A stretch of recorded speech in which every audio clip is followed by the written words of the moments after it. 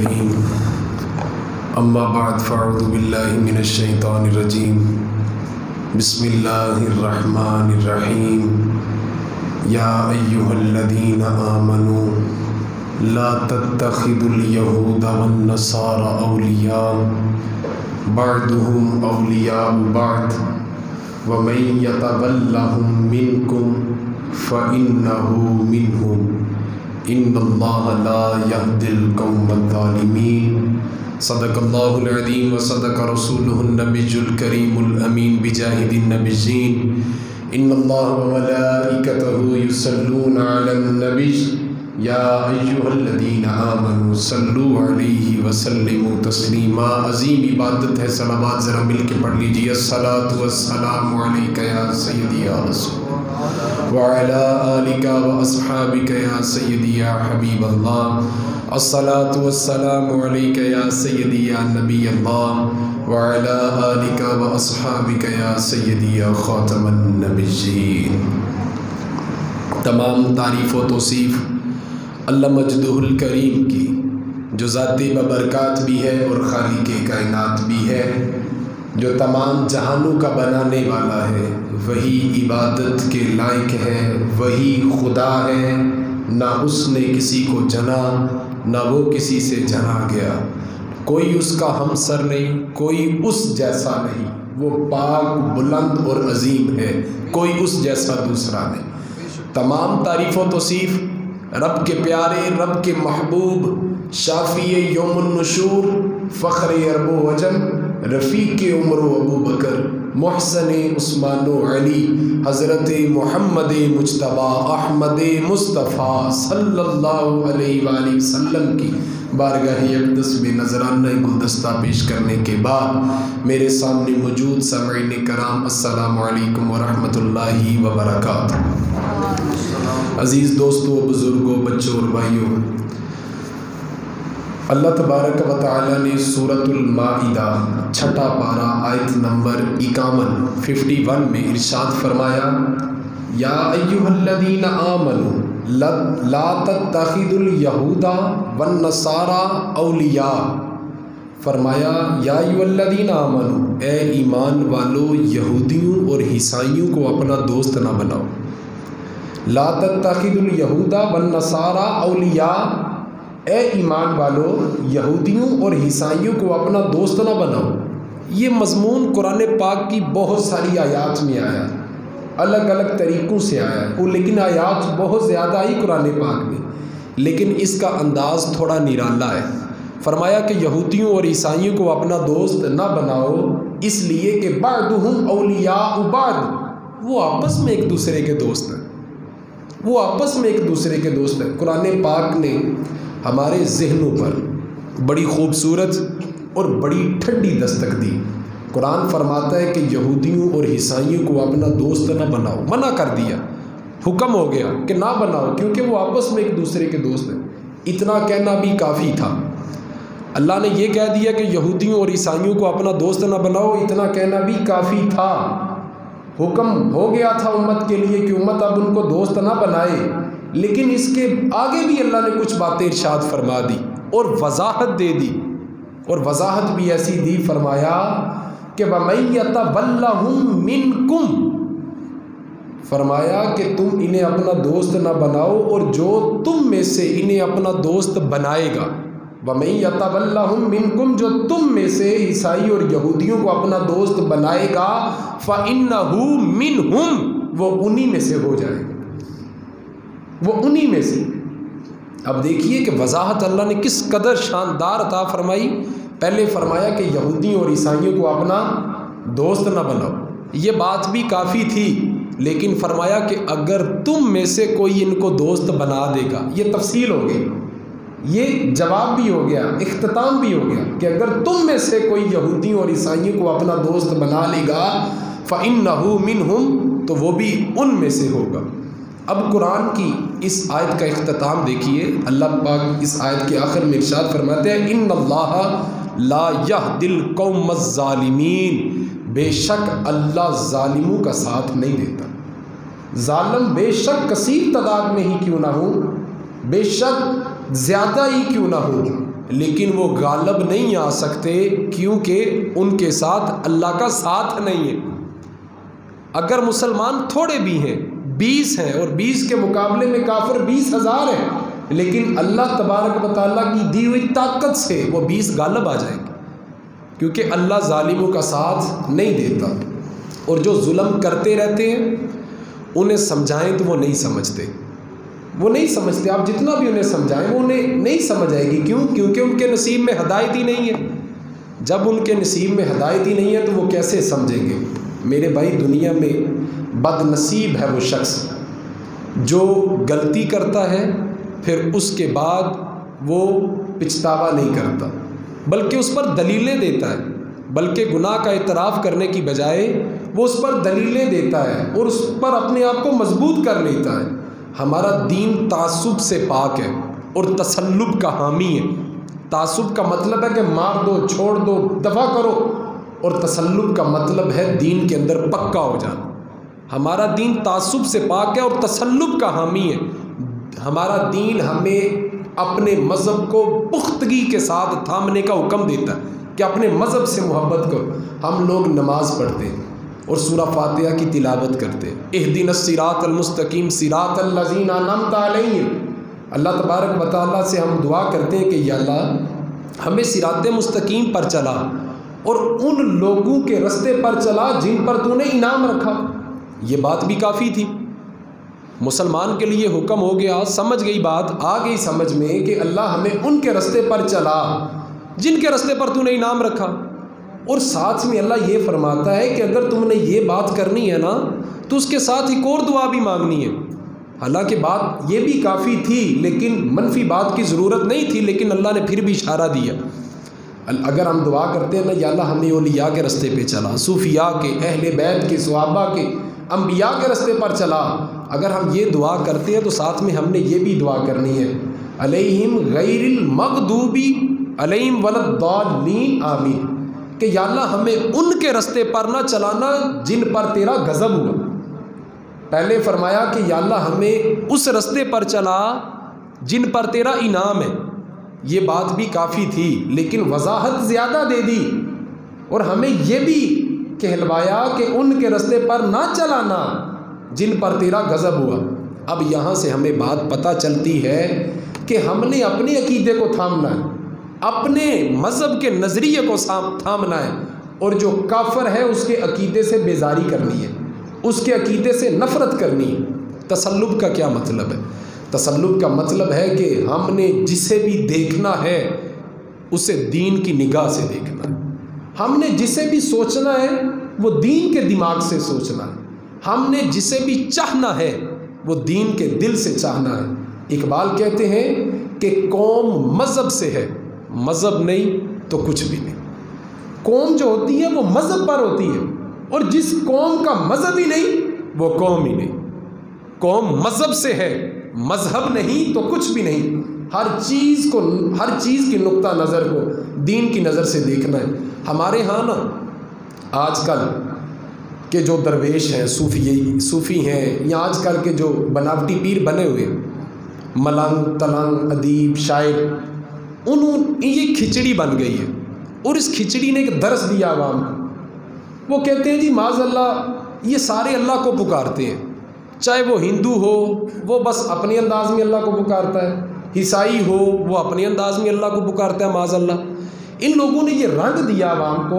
अगर माज़अल्लाह ये कहते हैं कि हर बंदा अपने अपने तरीके से खुदा को पुकार रहा है, जो बंदा बुद्दू को पुकार रहा है वो भी किस्म का खुदा को ही पुकार रहा है। और बेवकूफ़ो, अगर बुद्दू को पुकारना किसी ना किसी रंग में खुदा को पुकारना होता तो नबी पाक सल्लल्लाहु अलैहि वसल्लम क्यों जंग करते बुद्दू के साथ?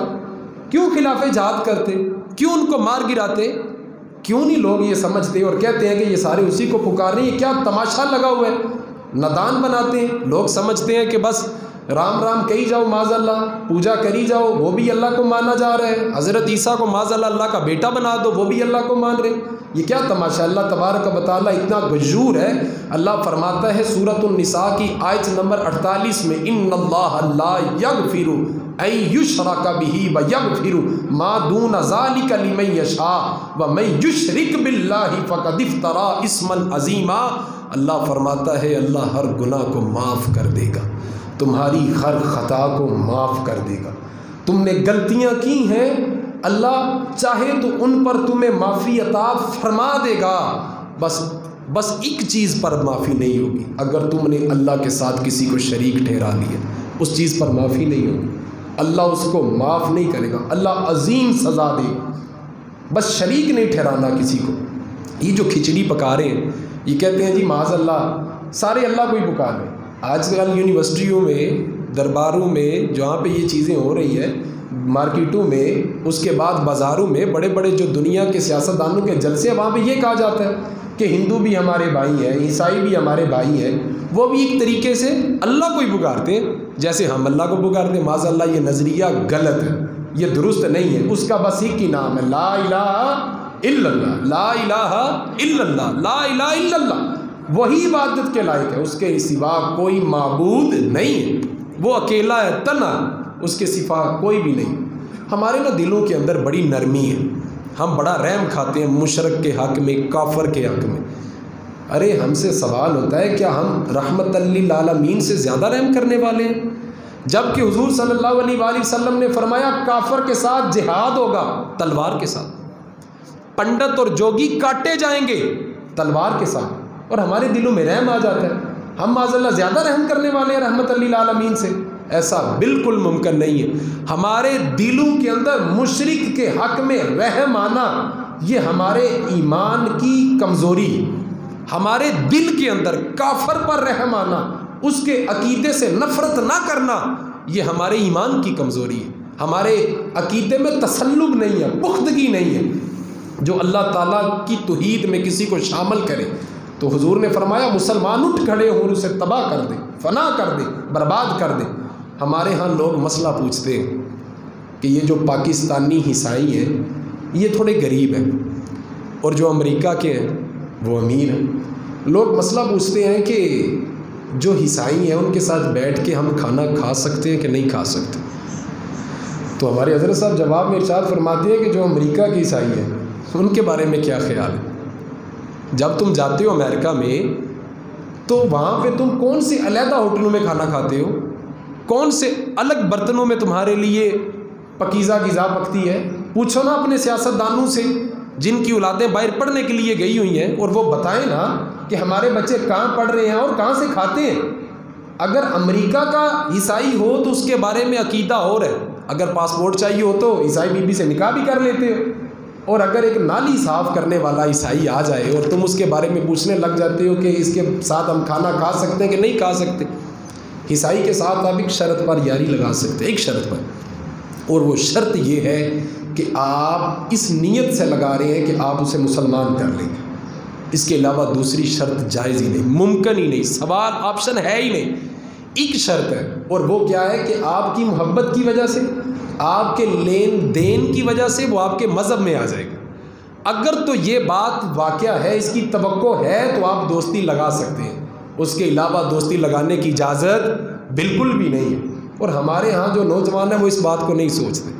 वो कहते हैं जी बस वो और मज़हब के हैं, वो भी अहले किताब है जी, हम भी अहले किताब हैं, वो भी अल्लाह को मानते हैं, हम भी अल्लाह को मानते हैं, उनका ज़रा रंग हो रहा है। माज़अल्लाह वो तो हज़रत मरियम को माज़अल्लाह अल्लाह की बीवी करार देते हैं, वो माज़अल्लाह हज़रत ईसा को अल्लाह का बेटा करार देते हैं। अगर हम यही करते रहेंगे तो हम तो कहते हैं कुल हुवल्लाहु अहद, वो एक है, वो तन्हा है, ना उसने किसी को जना, ना वो किसी से जना गया, उसका कोई हमसर नहीं। लेकिन हम बातों बातों में कह देते हैं जी सारे उसी को मानते हैं। ये अकीदा गलत है। इजहार बेजारी करें काफर के अकीदे के साथ। हमने कभी जुलूस नहीं निकाले कि आज हमने गिरजा गिराना है, चर्च को गिराना है। इंडिया में बड़ी बड़ी तंजीमें बनी हुई हैं जो मस्जिदों को शहीद करते हैं। हम कभी जुलूस लेके गए हैं किसी चर्च के सामने कि नहीं जी आज हमने इस मंदिर को, इस चर्च को गिरा के जाना है? नहीं, हम कहते हैं कि अक़लियत करार दे दिया, तुम काफिरों में शुमार होते हो, अपनी अपनी इबादत गाहों में जाओ, इबादत करो।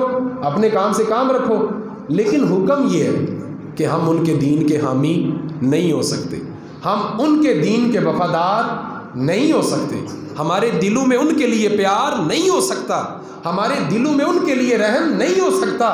हमने अपने अकीदे मज़हब से, इस्लाम से मोहब्बत करनी है और उनके अकीदे से इजहारे बेजारी करनी है, लेकिन हम नहीं ख्याल करते, हम नहीं ख्याल करते। मेरे भाई, इस्लाम ये कहता है कि एहसास को समझो, नज़रिए को समझो और समझौता ना करो किसी के साथ। इस्लाम के मामले में किसी के साथ समझौता ना करो, अकीदे को पक्का करो। बुखारी के एक हदीस सुनाता हूँ बात को मजबूत करने के लिए। हज़रत यहया एक ताबी बुजुर्ग है, आप फरमाते हैं कि हज़रत अब्दुल्ला इब्न उमर मेरे घर आए, मैंने उन्हें बताया कि हमारे कस्बे में एक जमात रहती है मुसलमानों की, वह नमाज़ें भी पढ़ते हैं, रोज़े भी रखते हैं, ज़कात भी देते हैं, हज भी करते हैं, बस वो तकदीर को नहीं मानते। उनके बारे में क्या हुक्म है? उनके बारे में क्या हुक्म है? नमाज भी पढ़ते हैं, रोज़े भी रखते हैं, हज भी करते हैं, ज़कात भी देते हैं, बस तकदीर को नहीं मानते। तो हज़रत अब्दुल्ला इब्न उमर आप फरमाते हैं उन्हें फतवा देना सहाबी रसूल सल्लल्लाहु अलैहि वसल्लम का, उन्हें कहना फतवा है सहाबी का कि तुम्हारी ना नमाजें कबूल हैं, तुम्हारे ना रोज़े कबूल हैं, ना तुम्हारे हज कबूल हैं। अगर ओहद पहाड़ जितने भी तुम सदकात व खैरात करो वो कबूल नहीं होंगे जब तक कि तुम्हारा अकीदा दुरुस्त नहीं हो जाता, जब तक कि तुम्हारा नज़रिया ठीक नहीं हो जाता। भाई, एहसास की बुनियाद पर, बुनियादों पर समझौते नहीं होते, बुनियादों पर समझौते नहीं होते। एक होता है गुनाहगार और एक होता है गद्दार। गुनाहगार और गद्दार में फ़र्क है, बड़ा फ़र्क है। एक बंदा, उसे कहा जाता है कि शराब ना पिया कर, वो कहता है कि ठीक आइंदा नहीं पीऊँगा, गलती से पी लेता हूँ, आइंदा नहीं पीऊँगा, वो गुनाहगार है। और अगर वो ये कहे कि नहीं जी शराब पीनी चाहिए तो वो काफिर है।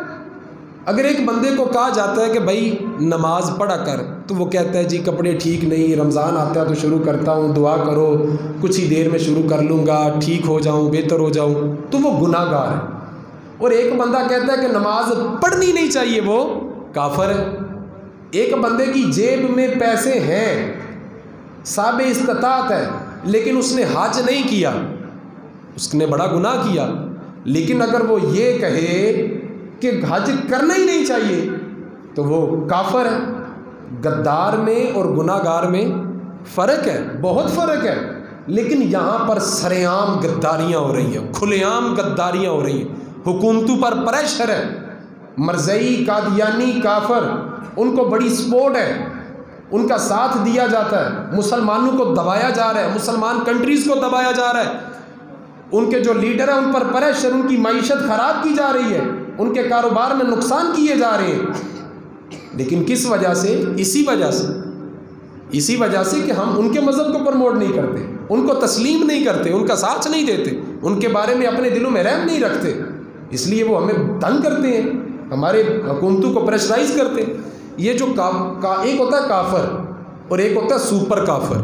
ये जो कादियानी और मरज़ई हैं ये सुपर काफिर है, ये बगैरत एक नंबर की, और ये वाजिया है और ये बिल्कुल जिंदा बात है। क़यामत तक ये बात जिंदा रहेगी कि ये कल भी काफिर थे, ये आज भी काफिर है और क़यामत तक ये काफिर रहेंगे। और अगर इनके कुफ्र में किसी ने शक किया वो भी काफिर हो जाएंगे। अगर इनके कुफ्र में किसी ने शक किया तो वो भी काफिर हो जाएंगे। पहले लोग मसला पूछा करते थे कि ये सहाबा का अहले बैत का बेअदब है, क्या इसके जनाजे में हम जाएं कि ना जाएं?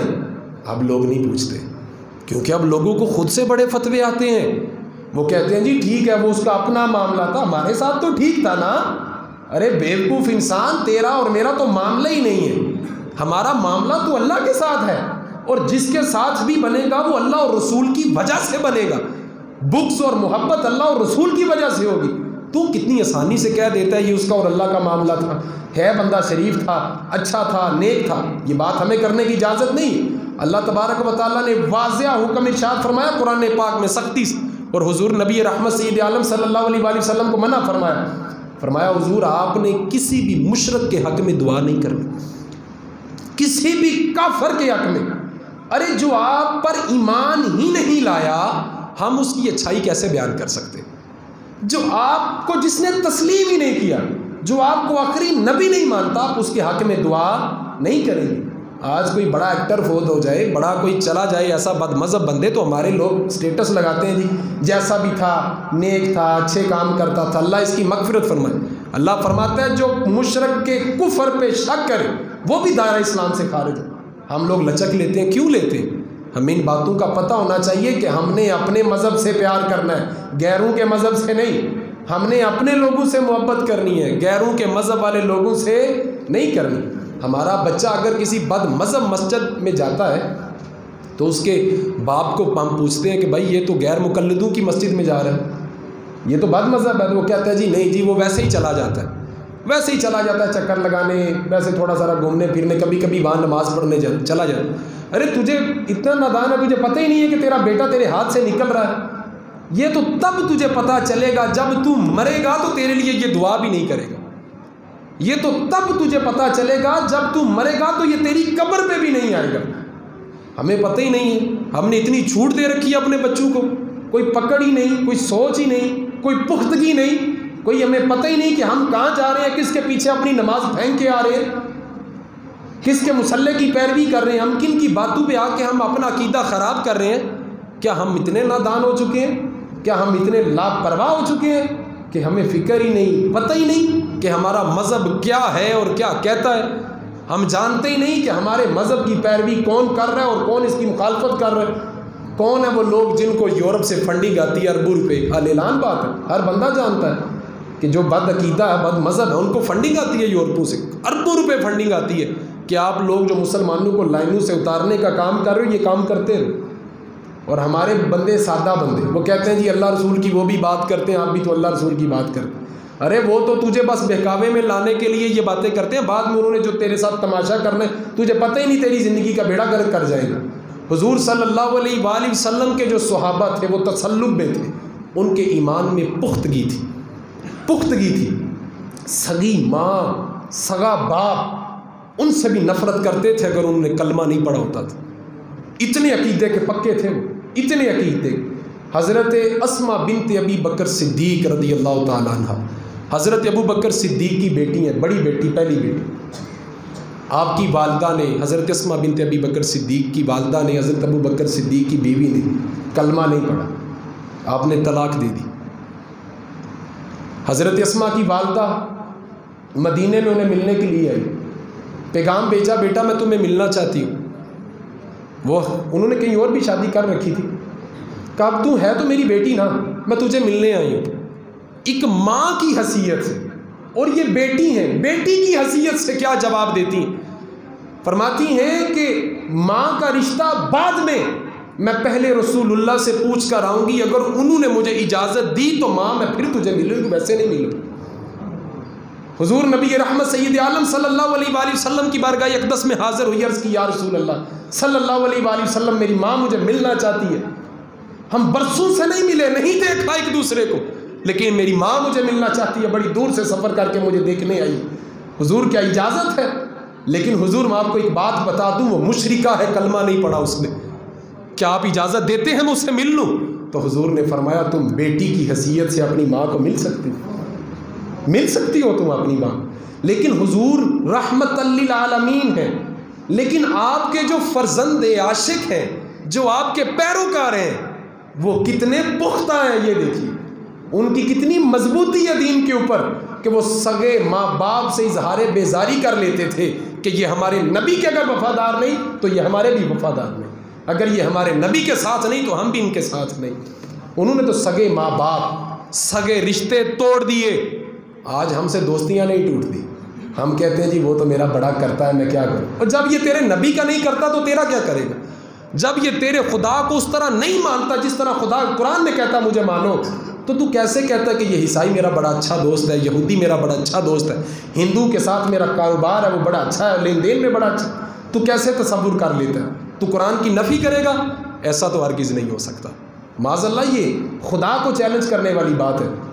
यहाँ रसूलुल्लाह सल्लल्लाहु अलैहि वसल्लम के ग़ुलाम बसते हैं और इस सरज़मीन ने बड़े कामल मोमिन पैदा किए हुए हैं, इस पाक सरज़मीन ने बड़े कामल मोमिन पैदा किए हैं और उनके अकीदे बड़े पुख्ता हैं, बड़े पुख्ता हैं। हुजूर सल्लल्लाहु अलैहि वसल्लम के जो गुलाम थे उनकी काफिरों के साथ, बेईमान जो थे उनके साथ बेजारी थी, नफ़रत करते थे उनके साथ, उनके अकीदे के साथ। आज लोग क्या देते हैं जी, सारे उसी को ही पुकारते हैं अपने अपने रंग में। ईसाई भी अल्लाह को अपने रंग में पुकारते हैं, यहूदी भी, काफर भी, हिंदू भी। अरे अमीर हमज़ा सैयदुश शुहदा हुजूर सल्लल्लाहु अलैहि वसल्लम के प्यारे चचा, कान कट गए, कलेजा चबा लिया गया। आज हम उनकी लाशों की परवाह नहीं करते। आज हम उनकी कुर्बानियों को पैरों नीचे रोंद के माज़अल्लाह हम कहते हैं कि ये एक खुदा की बात करते हैं सारे। हमें माज़अल्लाह पता ही नहीं कि इन्होंने जो कुर्बानियाँ दी, ये मजाक में दी थी इन्होंने कुर्बानियाँ। आज हम कह देते हैं कि हमारा तो बड़ा अच्छा रिश्ता है, क्या ये मजाक हुआ था? असल बात ये है कि हमें दीन मुफ्त में मिला, हमें दीन मुफ्त में मिला, इसलिए हमें कदर नहीं है। पूछो जाके उहद पहाड़ से कि हुजूर सल्लल्लाहु अलैहि वसल्लम का इस दीन के लिए कितना खून बहा है, हुजूर सल्लल्लाहु अलैहि वसल्लम का इस मज़हब के लिए कितना पसीना बहा है, कितनी काविशों के बाद इस दीन को अल्लाह ने कामयाबी अता फरमाई, कितनी कुर्बानियाँ देनी पड़ी। अगर कभी टाइम मिले तो जाइए मुल्क शाम में और जाकर पूछिए हज़रत बिलाल हबशी से कि दीन कितना कीमती है। अगर कभी टाइम मिले तो जाइए जन्नतुल बकी में हज़रत सैयदा तय्यबा ताहिरा आबिदा साजिदा हज़रत अम्मा फ़ातिमा तो ज़हरा सलामुन अलैहा से पूछिए कि दीन कितना कीमती है, तो वो आपको बताएंगी कि जब दीन को सुर्ख रंग की ज़रूरत थी तो मैंने अपने हुसैन के लहू से उसे आबाद किया। वो बताएंगे। आज हम लोग कहते हैं कि सारे एक खुदा को पुकारते हैं। अगर एक ही खुदा की बात थी तो हमारे हुसैन के लिए असगर क्यों शहीद हुए? अगर एक ही खुदा की बात थी तो अली अकबर क्यों शहीद हुए? आसान समझ रखा है लोगों ने, बहुत आसान, बड़े आसान से लफ्ज़ों में कह देते हैं कि बस जी आजकल हमारे सियासतदान जाते हैं मंदिरों में, पूजा करते हैं, होली में जाते हैं, गिरजू में जाते हैं। भाई जाते हो तुम, हुक्मरान हो, जाना चाहिए, चले जाते हो कोई उज़र नहीं, ना भी जाओ तो किसी को कोई इख्तलाफ नहीं होगा। अगर चले जाते हो तो ठीक है, तुम उन्हें प्रमोट करो, उनकी मुश्किलों को सुनो, उनकी आसानियाँ देखो, ताकि तुम्हें देख कर वो कहें कि इतना अच्छा मुसलमान लीडर है जो हमारा एहसास करता, हम इसके मज़हब में आ जाते। अगर तुम जाकर वहाँ ये कह दोगे कि तुम्हारा और मज़हब हमारा एक है, तो वो कैसे हमारे मज़हब को तस्लीम करेंगे? अगर हम जाके ये कह दें कि आप भी उसी खुदा को पुकारते हैं जिसको हम पुकारते हैं, तो वो तो कहेंगे ठीक है, हम हक पर हैं। जब तक हमारे अपने मज़हब पे हमारी पुख्तगी नहीं होगी, तब तक कोई भी बंदा हमें देखकर हमारे मज़हब को कबूल नहीं करेगा, नहीं करेगा। आज बड़ी आसानी से लोग कह देते हैं, नौजवान हैं, उनके दोस्त बनते हैं, ईसाई बनते हैं, हिंदू बनते हैं, जो बाहर के मुल्कों में रहते हैं, हर रंग के बंदे को मिलते हैं, उनके बारे में कहा जाए कि यार, उनसे कहा जाए ये बदअकीदा, इससे दोस्ती तूने लगाई हो, वो कहता है कि कोई नहीं यार, मेरे साथ ठीक है। यार ये को बात करने वाली है, ये तो बेवकूफ़ों वाली बात है। तो कहता है मेरे साथ ठीक है, ये तेरे रब रसूल के साथ ठीक नहीं, तेरे साथ कैसे ठीक है? इतनी कच्ची बात, इतने कच्चे कान रखे हुए हैं। हुजूर सल्लल्लाहु अलैहि वसल्लम ने हमें जो दीन में तसल्लुक दिया और हुक्म दिया कि अपने दीन के साथ पुख्तगी करो, इसको मजबूती से थामो। हज़रत उम्मुल मोमिनीन, मोमिनों की माँ हज़रत उम्मे हबीबा सलामुन अलैहा, हुजूर सल्लल्लाहु अलैहि वसल्लम की अज़वाज में से हज़रत अबू सुफियान रदी अल्लाह ताला अन्हु की सगी बेटी, हज़रत अमीर मुआविया रदी अल्लाह ताला अन्हु की सगी बहन हुजूर सल्लल्लाहु अलैहि वसल्लम के निकाह में थी। अमीर बाप की बेटी थी, बहुत अमीर बाप की बेटी, बहुत अमीर बाप की बेटी। जब हिजरत करके मदीने में आई, बहुत गुर्बत देखने को मिली थी, बहुत सी आजमाइशों का सामना हुआ। एक दिन हज़रत अबू सुफियान, दुरूद शरीफ पढ़िए, अस्सलातु वस्सलामु अलैका या सय्यदी या रसूलल्लाह व अला आलिका व अस्हाबिका या सय्यदी या हबीबल्लाह, अस्सलातु वस्सलामु अलैका या सय्यदी या नबीयल्लाह व अला आलिका व अस्हाबिका या सय्यदी या खातमुन नबिय्यीन। हज़रत उम्मे हबीबा सलामुन अलैहा हिजरत के बाद जब मदीना में गई तो मुश्किलें भी थी, गुर्बत भी थी, आजमाइशें भी थी। हज़रत अबू सुफियान रदी अल्लाह ताला अन्हु अभी आपने कलमा नहीं पढ़ा था, अभी आपने कलमा नहीं पढ़ा था, तो किसी मुज़ाकरात के सिलसिले में ये हुजूर सल्लल्लाहु अलैहि वसल्लम को मिलने के लिए मदीने आए। तो इन्होंने सोचा कि क्यों ना मैं अपनी बेटी से मिलता जाऊं, अपनी बेटी से मिलता जाऊं, उसे देखता जाऊं, उसके सर पे हाथ रखता जाऊं। अब जो आया जो हूँ मुज़ाकरात के सिलसिले में, तो मैं बेटी को देखता जाऊं। ये सबसे पहले बेटी को मिलने गए, उसके घर में दस्तक दी, अंदर गए। हज़रत उम्मे हबीबा सलामुन अलैहा एक साइड पे बैठी सुई धागे के साथ कुछ काम कर रही थी। जब उन्होंने देखा कि मेरे बाप हज़रत अबू सुफियान आए, हालांकि वो उस वक़्त मुसलमान नहीं थे, तो हज़रत अबू सुफियान कहते हैं कि बाहर सहन में एक चारपाई पड़ी हुई थी और उस पर बिस्तर लगा हुआ था। मेरी बेटी ने मुझे जब देखा तो फ़ौरन उठी, भागी और उसने उस बिस्तर को लपेटा और अंदर रखा ही। जब अंदर रख के बाहर आई, मुझे मिली, मैंने उसके सर पे दस्ते शफ़क़त रखा और मैंने पूछा, बेटी मैं समझ गया कि तू नहीं चाहती कि तेरा बाप इस बिस्तर पर बैठे जो सालों पुराना है, तेरा बाप उस बिस्तर पर बैठे जिस पर पेमद लगे हुए हैं। अमीर बाप की बेटी, बाप सामने खड़ा है। जब अमीरों की बेटियां आती हैं उनके शिकवे नहीं ख़त्म होते गरीबों के घर में। कुर्बान जाएं ऐसी बेटी पर, कुर्बान जाएं ऐसी ज़ौजा पर। फरमाया कि तुम इसलिए बिस्तर अंदर रख कर आई हो कि तुम्हारा बाप इस बिस्तर पर ना बैठे क्योंकि ये बिस्तर बहुत पुराना है। तो हुजूर सल्लल्लाहु अलैहि वसल्लम की ज़ौजा हमारी माँ हज़रत उम्मे हबीबा आप फरमाने लगी, नहीं अब्बा जान, मैं बिस्तर इसलिए अंदर नहीं रख के आई कि आपके काबिल नहीं है ये बिस्तर, मैं बिस्तर इसलिए अंदर रख के आई हूँ कि आप इस बिस्तर के काबिल नहीं है, क्योंकि ये हुजूर का बिस्तर है। आप अभी तक पाक नहीं है। जब तक आप पाक नहीं होंगे आप मेरे पाक नबी के बिस्तर पर नहीं बैठ सकते।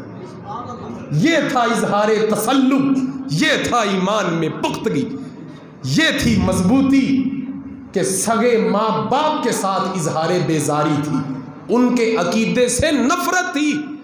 लेकिन हुजूर सल्लल्लाहु अलैहि वसल्लम को वो जब मानते थे तो जिंद जान वार कर मानते थे, हर चीज़ कुर्बान कर देते थे। और वो ये समझते थे, मानते थे कि जो हमारे नबी का वफादार नहीं, वो चाहे सगा बाप क्यों ना हो, सगी माँ क्यों ना हो, वो हमारे वफादार नहीं हो सकते। हुजूर सल्लल्लाहु अलैहि वसल्लम के सहाबा यूँ चट्टान की तरह खड़े रहे, चट्टान की तरह। कभी उनका कोई अजीज़ तलवार के सामने आ जाता, होता काफिर, तो एक मिनट न लगाते, ज़रब से उसे हलाक कर दे, कत्ल कर देते। उन्होंने कभी लचक नहीं खाई इस बात के अंदर कि वो तो मेरे साथ ठीक है, मैं क्या करूं, ऐसा नहीं होता। इकबाल कहते हैं कौम मजहब से है, मजहब नहीं तो कुछ भी नहीं। और जो पंजाबी के शायर हैं वो कहते हैं कि दीन नबीदा ए की जानन दुनियादार कमीने, दीन नबीदा ए की जानन दुनियादार कमीने, दीन नबीदा जानन वाले सोगे विच मदीने, दीन नबीदा जानन वाले सोगे विच मदीने। अगर हमारा दीन बाकी नहीं तो कुछ भी नहीं, अगर हम अपने मज़हब पर नहीं तो हम कोई कौम नहीं, हमारा ज़िंदा होने का कोई फ़ायदा, कोई मकसद नहीं। और जिस बंदे की ज़िंदगी का कोई मकसद नहीं, बेशक वो मर जाए, उसके ज़िंदा रहने का भी कोई फ़ायदा नहीं। हमारा दीन हमें मकसद देता है, और वो मकसद क्या है, इसके साथ मजबूती करना, इसके साथ पुख्तगी करना, इससे मोहब्बत करना। हुजूर नबी अकरम सल्लल्लाहु अलैहि वसल्लम आखिरी नबी हैं और हमने इसे ज़ुबान से भी मानना है, इकरार भी करना है, सिर्फ बोल के महसूस नहीं कर लेना। अगर हुजूर के नबूवत के बाद कोई बंदा ऐलान करे कि मैं नबी हूँ तो वो कल भी काफिर है, आज भी काफिर है और क़यामत तक काफिर रहेगा। और जो उसके कुफर पे शक करे वो भी काफिर है। और जो बंदा ऐसा करेगा उसे बिल्कुल इजाज़त नहीं होगी कि ऐसे बंदे को मुसलमानों के कब्रिस्तान में भी दफन किया जाए। उस बंदे को बिल्कुल इजाज़त नहीं होगी कि वो काफिरों के हक़ में दिल में रहम रखे। उस बंदे को बिल्कुल इजाज़त नहीं होगी कि वो उनके हक़ में रब की बारगाह में दस्ते दुआ बुलंद करे। मुसलमान नरमी करता है, नरमी करता है, नरम है, रहम करने वाला है। लेकिन अगर दीन का मामला आ जाए तो इकबाल कहते हैं फिर मुसलमान मुसलमान नहीं रहता, फौलाद बन जाता है, फिर वो फौलाद है, वो फौलाद बन के उसका जवाब देगा। तो हमें अपने दीन के अंदर तसल्लुब करना है, पुख्तगी करनी है। हम हुकूमतों को समझाते हैं कि ये जो बातें करते हो ना तुम, कि हिंदू भी एक खुदा को मानते हैं और वो भी बातों बातों में बहानों में हमारे खुदा की तरफ ही आ जाते हैं, ईसाई भी हमारे खुदा की तरफ ही माज़अल्लाह आ जाते हैं, तो हम फिर अपने अकीदे पे नहीं रहे, हम बर्बाद हो गए, हम दायरा इस्लाम से खारिज हो गए। क्योंकि ईसाई तो कहते हैं कि हज़रत मरियम सलामुन अलैहा, वो माज़अल्लाह वो कहते हैं कि ये अल्लाह की बेगम है। और ईसाई कहते हैं कि जो हज़रत ईसा है अला नबीना अलैहिस्सलातु वस्सलाम, ये अल्लाह के बेटे हैं। अगर हम ये कहें कि वो भी हमारे खुदा को पुकारते हैं और जैसे हम पुकारते हैं वो भी वो पुकारते हैं, तो हम तो माज़अल्लाह मुर्तद हो गए, काफर हो गए, हम तो अपने इस्लाम से फिर गए, मज़हब से फिर गए। हम ये बात नहीं कर सकते, ना करेंगे, क्योंकि हमारा कुरान दीन इस्लाम इजाज़त नहीं देता इस बात की। जब तक वो हमारे नबी को आखिरी नबी तस्लीम नहीं कर लेते, तब तक हम किसी भी बात में उनके साथ लचक नहीं करेंगे, बर्दाश्त नहीं करेंगे। हमारे हुक्मरान जाके होली भी मनाते हैं, दिवालियाँ भी मनाते हैं, पूजा पाठ भी करते हैं, और एंड पे जब उन्हें कहा जाता है कुछ बात कहें तो वो कह देते हैं जी बस आप भी वही काम कर रहे हैं जो हम कर। अरे हम ऐसी बात नहीं करेंगे कि उनको लगे कि हम उनके मज़हब से इत्तफाक रखते हैं, नहीं, हमें उनके मज़हब से इजहारे बेजारी करना है, उनके अकीदे से नफ़रत करनी है। और एक शर्त है दोस्ती लगाने की, इसके अलावा हम दोस्ती नहीं लगा सकते किसी भी काफर, मुर्तद, गैर ऐसा बंदा जो इस हमारे मज़हब से खारिज है। एक शर्त कि हमारी मोहब्बत की वजह से वो मुसलमान हो जाए, हमारे लेन देन की वजह से अगर वो मुसलमान हो जाता है तो फिर हम कर सकते हैं, वरना नहीं करें। बड़े बादशाह चले गए, कोई पूछता नहीं। कितने नौजवान आप में यहाँ से बैठे होंगे जिनको पता ही नहीं कि शदर्रे के करीब एक बादशाह की कब्र है जो हाकम था उस वक़्त का। कोई नहीं जानता कि यहाँ कोई बादशाह भी दफन है। वहाँ पे बड़ी सैर व सराब बना हुआ है, बहुत बड़ा मकबरा है, नहीं कोई भी जब बंदा जाना पसंद नहीं करता। वो बादशाह था जब दुनिया उठती थी, तो जब वो उठता था दुनिया उठती थी, जब वो बैठता था तो दुनिया बैठती थी, लोग तरसते थे उसके साथ हाथ मिलाने को भी, लेकिन कोई भी नहीं पूछता, किसी को नहीं पता उसका मिज़ार कहाँ पे है, कब्र कहाँ पे है, और जहाँ भी हो फ़र्क ही नहीं पड़ता। आप चंद कदम क्रॉस करें रावी के आगे दाता अली हुजवेरी लेटे हुए, जिन्होंने अपना जिंद जान कुर्बान कर दी ना अल्लाह के नाम पे, आज अल्लाह ने उनकी कब्र को आबाद रखा हो। सुबह से लेके शाम तक 24 घंटों में कोई ऐसा घंटा नहीं होता जहाँ जिस वक्त वहाँ पे कुरान खानी ना होनी। वो कभी भी छोटी सी असम्बली के भी मेंबर नहीं रहे, कभी भी उन्होंने गवर्नमेंट में इलेक्शन नहीं खेले, लेकिन उन्होंने जो ड्यूटी की है वो अपनी जिम्मेदारी समझ के की है। आज हम जिसको वोट दे देते हैं, जिसके हाथ मजबूत कर देते हैं, वो माज़अल्लाह ख़त्म नबूवत पे हाथ डाल देता है और वो कहता है जी बस वो पता नहीं चला, समझ नहीं आई कैसे हो गया, और हम कहते हैं कि ये बगैरत है, वो कैसे बगैरत हो गया, मेरी और आपकी पर्ची भी उसे वोट देने में शामिल है, क्या हम भी गुनाहगार नहीं होंगे?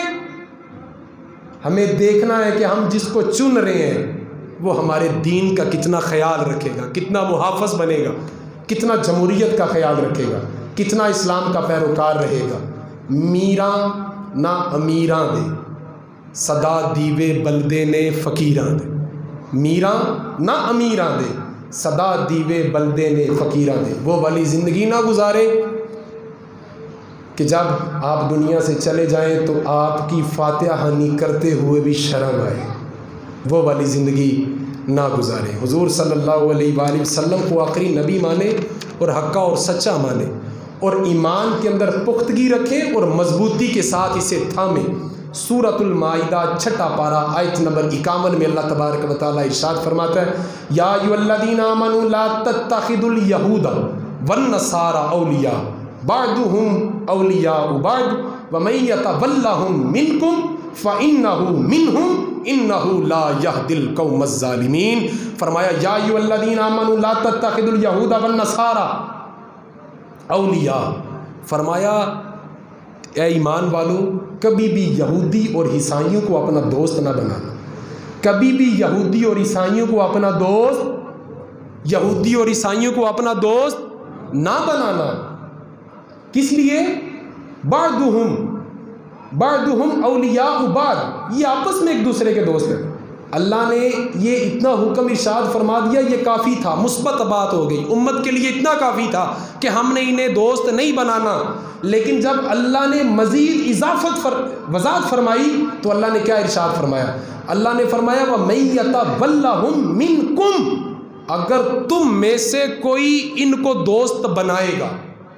ये मज़ीद वज़ाहत कर रहे हैं, व मैं यतवल्लहुम मिनकुम, अगर तुम में से कोई यहूदी और ईसाइयों को अपना दोस्त बनाएगा, फ़इन्नहु मिनहुम, वो उन्हीं में से हो जाएगा, वो उन्हीं में से हो जाएगा। और आगे इरशाद फरमाया इन्नल्लाह ला यहदिल कौमज़ ज़ालिमीन, बेशक अल्लाह ज़ालिमों का साथ नहीं देता। ज़ालिम कसीर से कसीर तादाद में भी आ जाए, वो गालिब नहीं आ सकते। क्यों? क्योंकि उनके साथ खुदा का साथ नहीं होता।